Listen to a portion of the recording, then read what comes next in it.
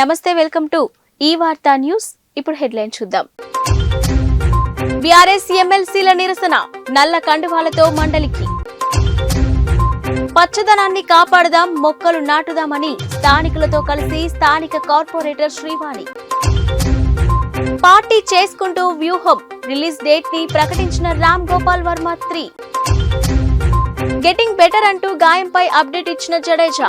తన తాజా చిత్రం వ్యూహం విడుదలకు లైన్ క్లియర్ అయిందని దర్శకుడు రామ్ గోపాల్ వర్మ తెలిపారు. ఎక్స్ వేదికగా ఆయన స్పందిస్తూ సినిమా విడుదలకు అడ్డంకులన్నీ తొలగిపోయాయని చెప్పారు. ఈ నెల 23న ఈ చిత్రం థియేటర్లలో విడుదల కాబోతుందని తెలిపారు. ఒక అమ్మాయితో పార్టీ చేసుకుంటున్న ఫోటోలు, వీడియోలు షేర్ చేస్తూ ఆయన ఈ విషయాన్ని వెల్లడించారు. హే నారా లోకేష్, చంద్రబాబు, పవన్ కళ్యాణ్, వ్యూహం రిలీజ్ ను మేము సెలబ్రేట్ చేసుకుంటున్నాం. ఫిబ్రవరి 23న సినిమా రిలీజ్ కాబోతుంది. టీడీపీని తాగేయడానికి, జనసేనను తినేయడానికి మేము వస్తున్నామని ట్వీట్ చేశాడు. ఇంగ్లాండ్తో స్వదేశంలో జరుగుతున్న 5 టెస్టుల సిరీస్లో భాగంగా ఇప్పటి వరకు జరిగిన 2 టెస్టుల్లో భారత్, ఇంగ్లాండ్ జట్టు చెరో విజయం సాధించి సమఉజ్జీలుగా ఉన్నారు. అయితే చివరి 3 టెస్టుల కోసం భారత్ జట్టును ఎంపిక చేయడానికి ముందు టీమిండియా ఆల్రౌండర్ రవీంద్ర జడేజా తన గాయంపై అప్డేట్ ఇచ్చాడు. తొలి టెస్టులో గాయపడిన జడేజా విశాఖలో జరిగిన 2వ టెస్టుకు దూరమయ్యాడు. చివరి 3 టెస్టులకు జట్టును ఎంపిక చేసేందుకు సెలెక్టర్లు సిద్ధమవుతున్న వేళ జాతీయ క్రికెట్ అకాడమీ నుంచి తన ఫోటోను షేర్ చేస్తూ గెటింగ్ బెటర్ అంటూ గాయంపై అప్డేట్ ఇచ్చాడు జడేజా. ఇక దీనిని బట్టి జడేజా చివరి 2 టెస్టులకు అందుబాటులోకి వచ్చే అవకాశం ఉందని భావించొచ్చు.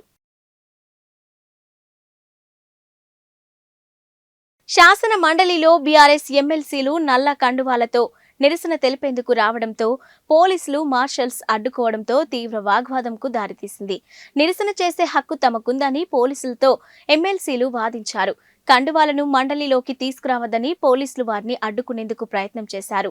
కానీ చివరికి ఎమ్మెల్సీలో నల్ల కండువాలతో లోనికి వెళ్లారు.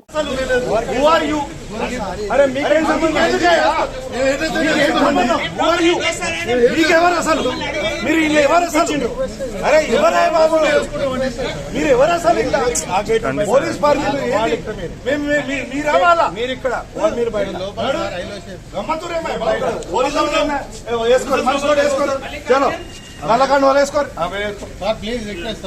కండువాలు వద్దంటే మీకేం మాకు మమ్మల్ని సస్పెండ్ చేయండి. మా అక్కయ్య బాబు చెప్పకపోతే మీరెవరు బాగా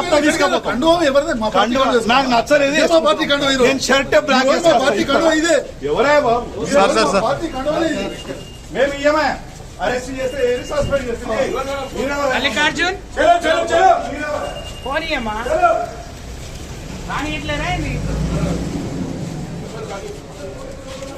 సరూర్ నగర్ హుడా కాంప్లెక్స్ పార్క్ శుభ్రతపై అధికారుల దృష్టికి తీసుకెళ్లారు స్థానిక కార్పొరేటర్ శ్రీవాణి. పచ్చదనాన్ని కాపాడుకుందాం, మొక్కలు నాటుదామని స్థానికులతో కలిసి స్థానిక పరిసరాలను పరిశీలించారు. పార్కు నిర్వహణలో అలసత్వం వహించడంతో పాటు మొక్కలకు నీళ్లు లేక చనిపోయాయని, తన సొంత ఖర్చులతో మొక్కలు నాటిస్తానని కార్పొరేటర్ హామీ ఇచ్చారు. నమస్తే అండి. నమస్తే. వాచ్మెన్ మనం ఫస్ట్ కాల్ నుంచి పెట్టుకోమని చెప్పాము మేడం. కాలనీలో లోకల్ ఎవరైతే ఉన్నారో వాళ్ళని కొన్ని పెట్టుకోండి, మేము శాలరీ ప్రొవైడ్ చేస్తామని అన్నాం. మళ్ళీ మీరు ఇనిషియేటివ్ తీసుకోండి. అవి కన్స్ట్రక్షన్స్ వల్ల కొంచెం డిస్టర్బెన్స్ ఉందండి. ఆఫ్టర్ ద కన్స్ట్రక్షన్స్ మేము పిలిచానండి. తను వస్తున్నారు. తను వచ్చిన తర్వాత మాట్లాడదాం. రెగ్యులర్ గా లేకుంటే దీంతో చాలా పార్క్ డిస్టర్బెన్స్ అవుతుంది. మనం లైట్స్ అన్ని కొత్తగా పెట్టించాం. మీ పేరు? Thank you. Great initiative. Second time notice ఇవ్వండి. ఫస్ట్ టైమ్ మనము హ్యూమానిటేరియన్ గా ఎగకండి అని చెప్పి ఎక్స్ప్లెయిన్ చేయండి. నెక్స్ట్ టైం మళ్ళా పడింది అనుకో నోటీసులు ఇస్తాం.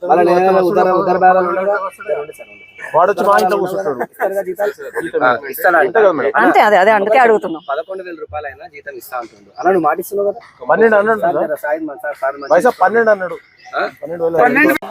స్లీపింగ్ కి పాయింట్ అదర్ దెన్ పబ్లిక్ చేసే వాళ్ళని. నమస్తే సార్. ఫ్రేమ్ అవన్నీ తీసేసి పేపర్ తోటి వాళ్ళు హోమం చేసి దాన్ని చేస్తారనమాట. ఒకవేళ ఎవరైనా వేస్తుంటే వాళ్ళకి కొంచెం సజెషన్ చెప్పండి. నేను అంతకుముందు ఒకసారి చేసిన మళ్ళీ అది రీపోస్ట్ చేయి నరసింహ. ఏమైతుందంటే అంటే I have seen it personally. నేను ఒకసారి అయితే ఇప్పుడు మార్నింగ్ వీళ్ళు లిఫ్ట్ చేసేస్తారు కదా. that SOP will come, this problem will automatically over. నాకు ఇక్కడ గార్బేజ్ ఉండొద్దు, పొద్దున్న లేసి ఆక్సిజన్ కోసం మేము అక్కడ ఎక్సర్సైజ్ చేస్తాము, మీరు ఇక్కడ గార్బేజ్ చేస్తున్నారంటే వాళ్ళు నాకు చెప్పారు, నేను హెల్ప్లెస్ ఉన్నాను madam, you show any other point. But నేను ఇప్పుడు ఫర్ ఎగ్జాంపుల్ ఇక్కడ అని చెప్తాను, వాళ్ళ అబ్జెక్షన్ కి అక్కడే ఒకటి స్తంభం ఉంటదండి పార్క్ గార్బేజ్ పక్కనే, అయితే అది అక్కడ మొత్తం వైర్స్ షాక్ వస్తున్నాయి, మీరు ఒకసారి అది పవర్ ఆపేస్తే జిహెచ్ఎంసీ వాళ్ళు క్లీన్ చేసుకుంటారు దాన్ని. బీఆర్ఎస్ ఎమ్మెల్యేలు హైదర్గూడ ఎమ్మెల్యే క్వార్టర్స్ నుంచి ఆటోలో చెలో అసెంబ్లీ ఉద్రిక్తతకు దారితీసింది. ఇక అసెంబ్లీ వద్ద కుత్బుల్లాపూర్ ఎమ్మెల్యే వివేకానంద గౌడ్ పోలీసులతో ఘర్షణ. ఇక తన వాహనాన్ని పోలీసులు లోపలికి అనుమతించకపోవడంతో ఆగ్రహానికి గురైన ఎమ్మెల్యే సైఫాబాద్ ఏసీపీ సంజయ్ ని యూజ్లెస్ ఫెలో అంటూ దుర్భాషలాడాడు. అక్కడితో ఆగకుండా సహనం కోల్పోయిన ఎమ్మెల్యే కారు అద్దంపై కర్రతో దాడి చేశాడు.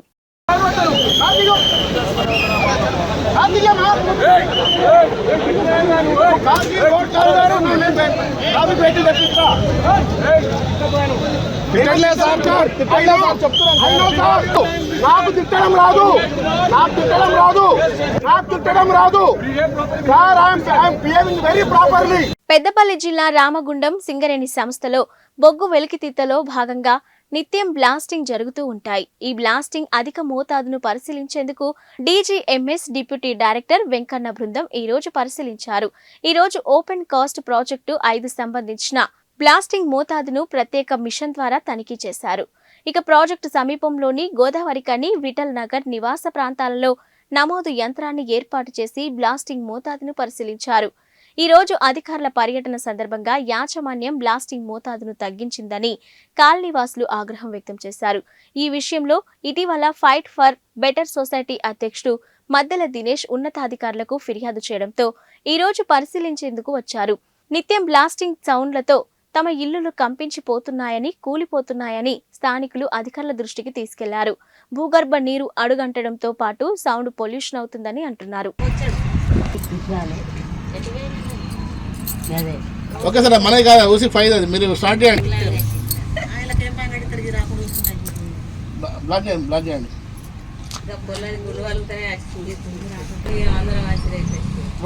బ్లాక్ ఓపి బ్లాక్ అయిందా?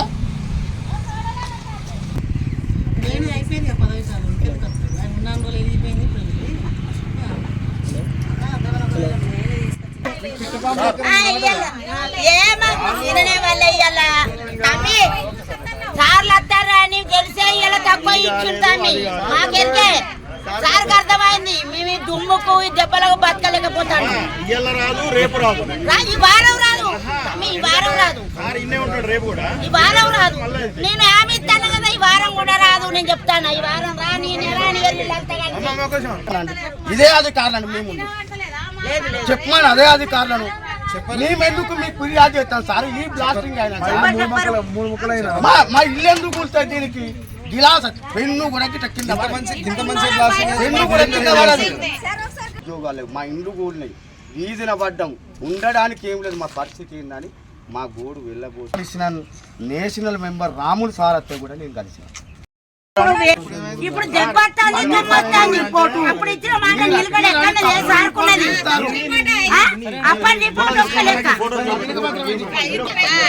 అటువంటి పథకాలు ఎన్నో ఇస్తానో ఎన్నో పోతాను. ఆ దేశం ఎలా అత్తనాన్ని తక్కువ పెట్టిరబ్బా.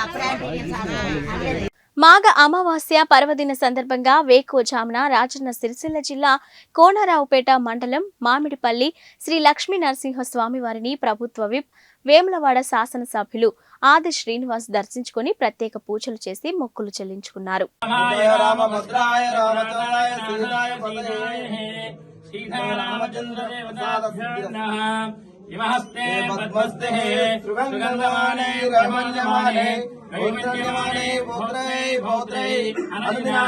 శతమానం భవతి శతాయుషేంద్రియతే ఆయుష్యతే ప్రతిష్ఠితాం. దేవానాం స్తుష్టి దేవానాం దేవానాం దేవానాం దేవానాం స్తుష్టి అమదం దేవానాం రామం దేవానాం దేవానాం. బీఆర్ఎస్ చేసిన సంక్షేమాన్ని ప్రజలు నమ్మితే మీకెందుకు పట్టం కట్టలేదని ఎమ్మెల్యే వేముల వీరేశం ప్రశ్నించారు. ఇక ఖమ్మం, నల్గొండ, వరంగల్లో మీరు ఎన్ని సీట్లు గెలిచారో ఓసారి గుర్తు చేసుకోండని హెచ్చరించారు. మీ అహంకారమే మిమ్మల్ని అధికారం నుండి దూరం చేసిందని అసెంబ్లీ వేదికగా కడిగి పారేశారు. సంక్షేమానికి మేమే ఉదాహరణ, సంక్షేమానికి మేమే పెద్దపీట, సంక్షేమం అంటేనే మేమంటేనే సంక్షేమం అని చెప్పేసి మాట్లాడుతున్నారు అధ్యక్ష. నిజంగా మీ సంక్షేమాన్ని ప్రజలు విశ్వసిస్తే, మీ సంక్షేమాన్ని ప్రజలు నమ్మితే, మీరు చేస్తున్నటువంటి సంక్షేమాన్ని ప్రజలు 100% గుర్తిస్తే ఎందుకు ఖమ్మంలో 1 సీటుకు పరిమితమయ్యారు, ఎందుకు నల్గొండలో 1 సీటుకు పరిమితమయ్యారు, ఎందుకు వరంగల్లో 1 సీటుకు 2 సీట్లకు పరిమితమయ్యారు, ఎందుకు మహబూబ్నగర్లో 1-2 సీట్లకు పరిమితమయ్యారు, ఎందుకు మిమ్మల్ని ప్రజలు విశ్వసించలేదు? ఇప్పటికైనా గుణపాఠం తీసుకోండి, అహంకారాన్ని తగ్గించుకొని రియలైజ్ కండి, ప్రజలు క్షమిస్తారని చెప్పేసి ఈ సందర్భంగా నేను గుర్తు చేస్తా ఉన్నాను. శ్రీ సత్యసాయి జిల్లా కదిరి పట్టణం పీవీఆర్ ఫంక్షన్ హాల్లో వైఎస్ఆర్ ఆసరా 4వ విడత కార్యక్రమం నిర్వహించారు. ముఖ్య అతిథిగా వైఎస్ఆర్ ఎమ్మెల్యే అభ్యర్థి బిఎస్ మక్బుల్ పాల్గొన్నారు. మొదట ముఖ్యమంత్రి వైఎస్ జగన్మోహన్ రెడ్డి ఫోటోకి పాలాభిషేకం చేసిన ఎమ్మెల్యే అభ్యర్థి మక్బుల్ 4వ విడతగాను 9,404 మంది డ్వాక్రా మహిళలకు గాను 5,91,00,000 చెక్కును మహిళలకు అందజేసిన బిఎస్ మక్బుల్. ఇక మున్సిపల్ చైర్పర్సన్ నజీమున్నీసా ఈ కార్యక్రమంలో గైర్హాజరైన ప్రస్తుత ఎమ్మెల్యే పివి సిద్ధార్థారెడ్డి అసెంబ్లీ సమావేశాలలో పాల్గొనడానికి వెళ్లారు. ఈ కార్యక్రమంలో సిఈసి సభ్యులు పూల శ్రీనివాసరెడ్డి, మాజీ మంత్రి షాకిర్, నాయకులు వజ్రభాస్కర్ రెడ్డి, కౌన్సిలర్లు, మున్సిపల్ అధికారులు, డ్వాక్రా సంఘాల మహిళలు పెద్ద ఎత్తున పాల్గొన్నారు.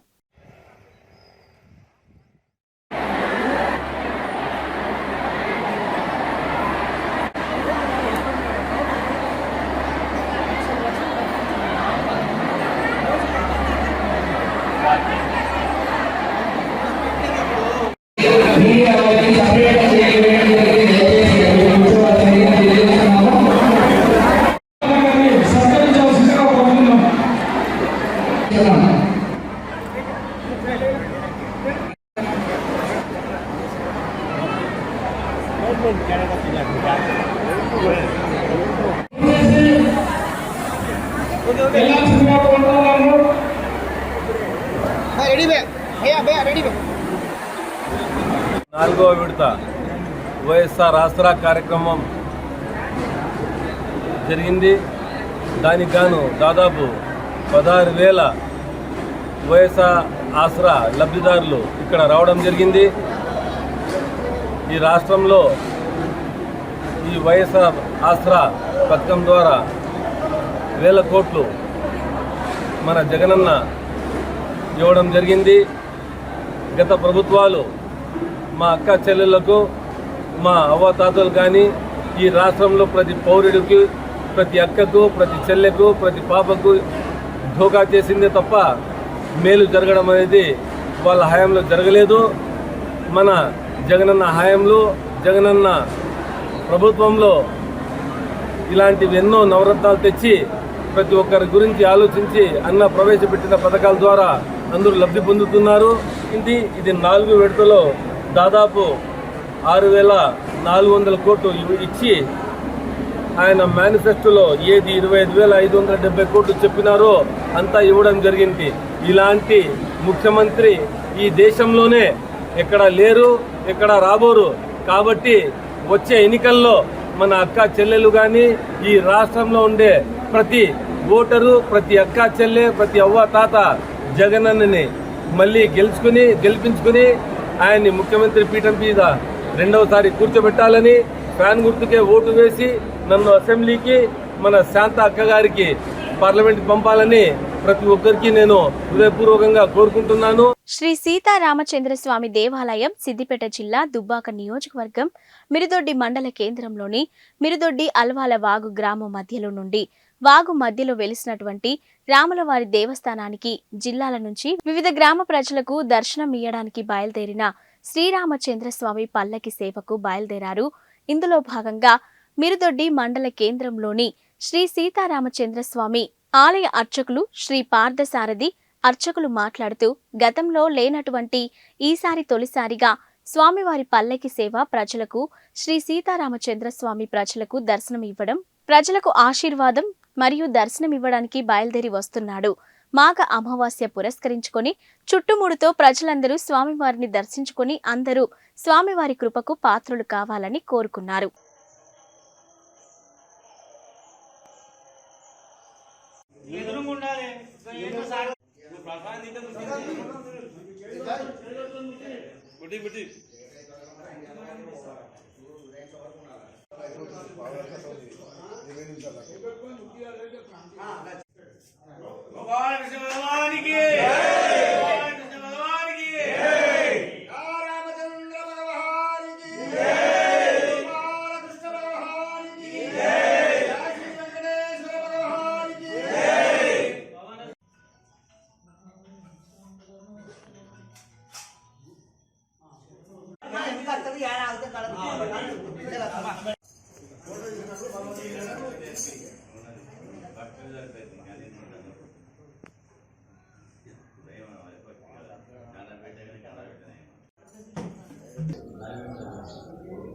జై శ్రీమన్నారాయణ.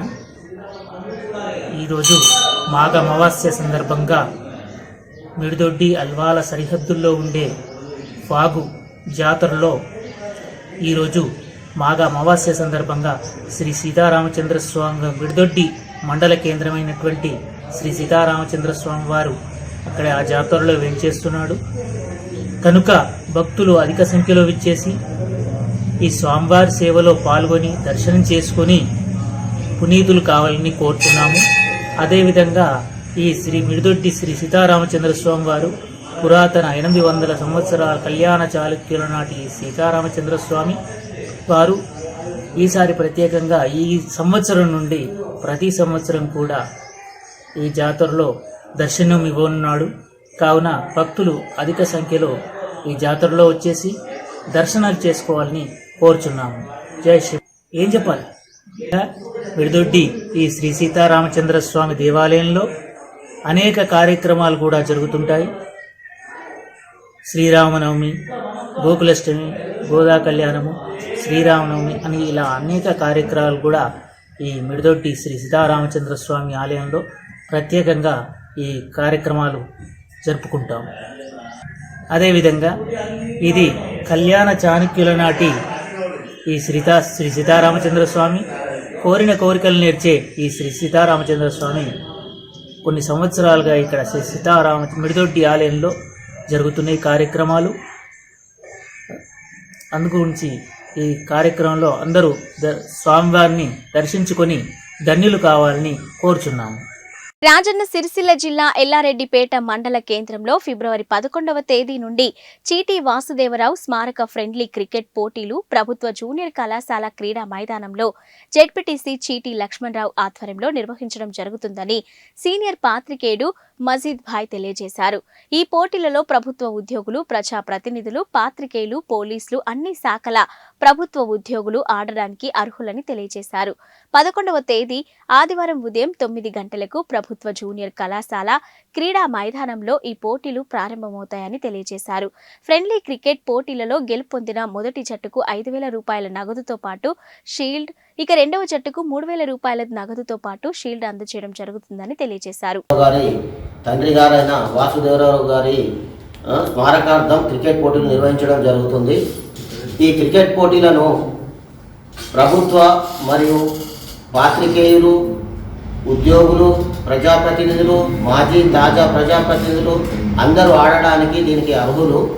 ఈ పోటీలు ఉదయం 9 గంటలకు ప్రారంభమవుతాయి. శనివారం రోజు సాయంత్రం వరకు మీ టీం సభ్యుల పేర్లను నమోదు చేసుకోగలరు. అదేవిధంగా ఈ టీంలో గెలిచిన వారికి 5,000 రూపాయలు పారితోషికం మరియు కప్పు ఇవ్వబడుతుంది. అదేవిధంగా రన్నరప్కు 3,000 రూపాయలు మరియు cup, best batsmen, best series and bowler అందరికి కూడా కప్పులు ఇవ్వబడతాయి.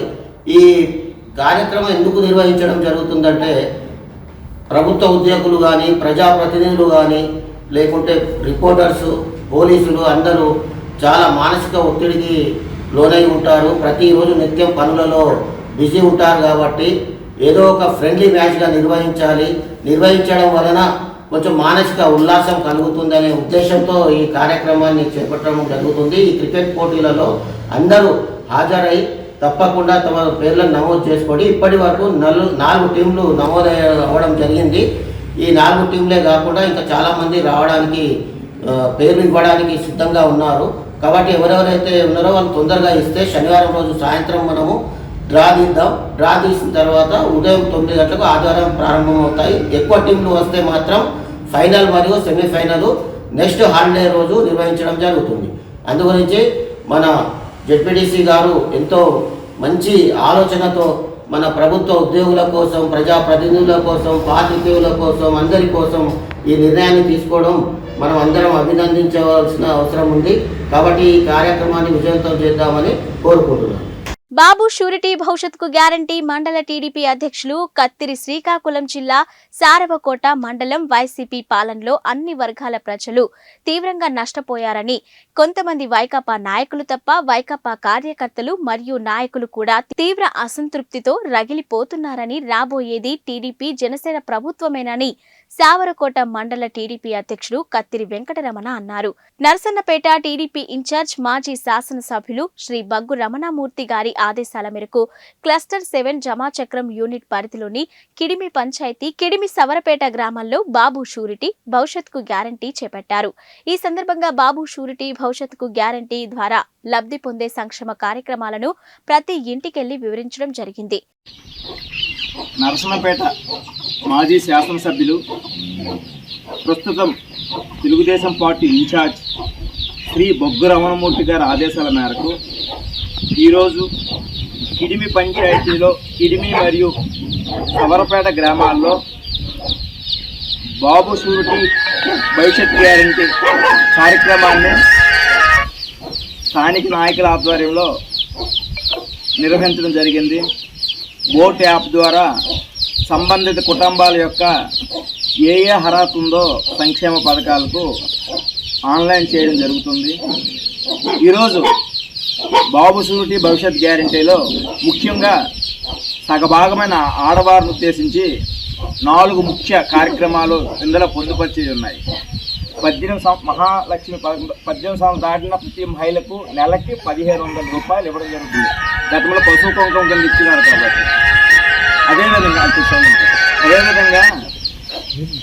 ఈరోజు ఒక ఇంట్లో ఎంతమంది బిడ్డలు ఉంటే అంతమందికి కూడా ఈరోజు 15,000 రూపాయల లెక్క ఇవ్వడం జరుగుతుంది.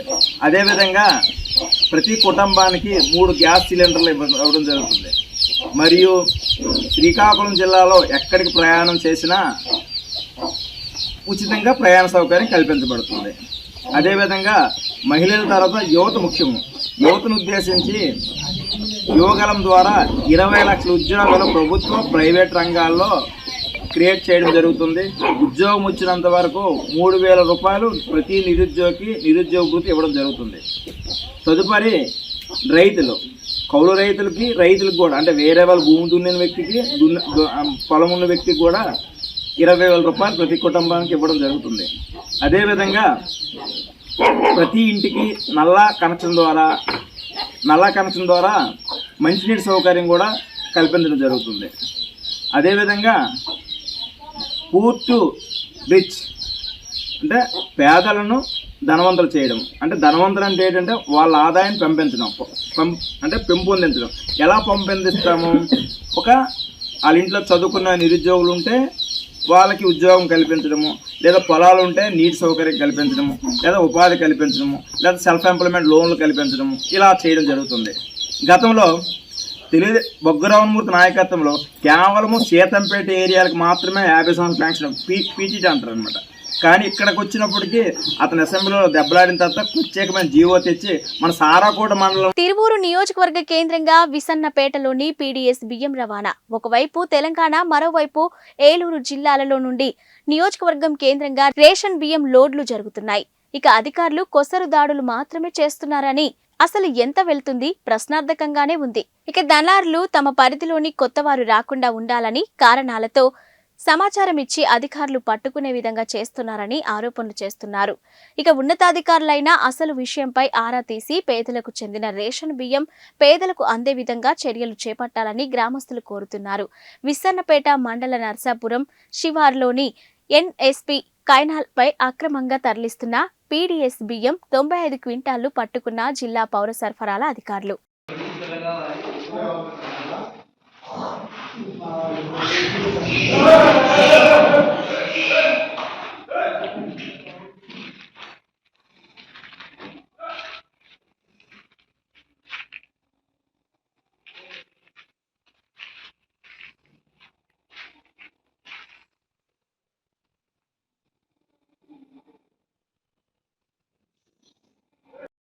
తెలుగుదేశం ప్రభుత్వంలో మా గ్రామంలో సిమెంట్ రోడ్డు కూడా వేయలేదు.